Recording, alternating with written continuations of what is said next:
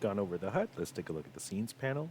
Before I even open the scenes panel, let's go through these little options here. Here is your map overview. If you click that, you'll see all of your uh, um, levels already in a nice line for you. It's pretty big. Oh, I just moved that guy. Here, we can just auto arrange it actually. And here you can also, when you mouse over, when you select one, you can click to edit it, so you don't have to jump around through all the levels. Yeah, it's pretty handy. Also, you can export the whole thing as a PNG. All right, so that's that real quick. And then once you've opened it, opened up the scenes panel, you can add a group. So we're, I guess, maintenance mostly, keeping things tidy. And you can add a scene. But this is what the level or the game project wizard generated for us. So let's take a look at what it did.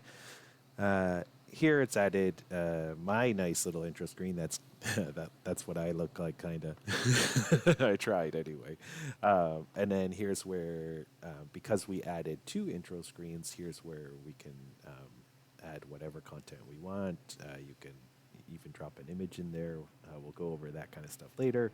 You can set the scene type is set up already for the intro logo screen, so you don't have to worry about that. And then here's where the good parts come in.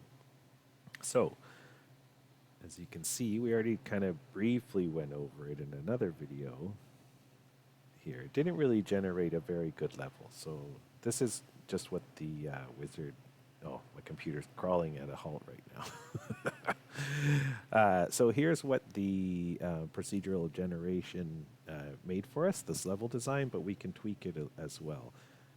Also, I should mention, just clicking the start flag here is what will make the scene the default first scene of your game.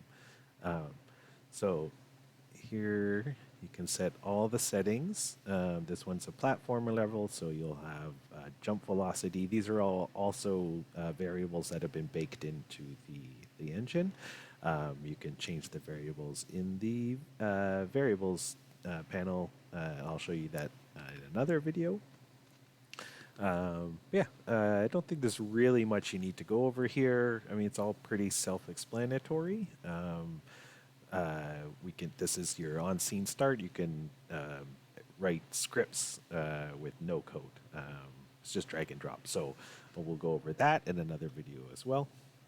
But here, let's tweak the design of this level. Let's make it smaller.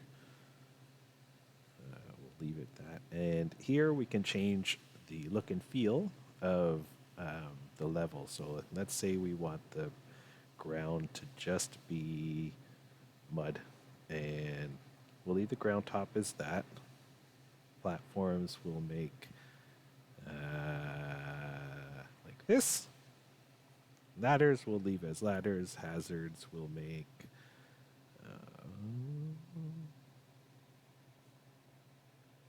here's a good one. Obstacles. So we'll set the max ground height. Each one of these levels, level type, has different options, but they're all relatively the same. You can choose your tiles and all that kind of stuff, and have different settings here. We'll make this one a starry night sky with planets.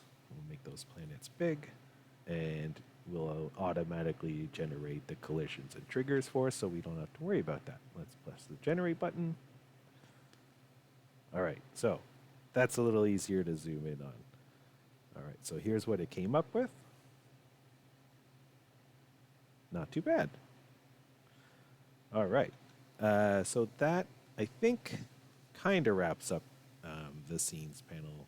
I won't go over grouping. You just add groups, and then you can move the scenes into the groups. It's all drag and drop, so if you want one to go over or before another, you can just drag it there. Here's the pause screen. It automatically adds this one that I came up with. I think it looks kind of nice, but it is kind of sort of Mega Man-ish. So that's it for the scenes panel.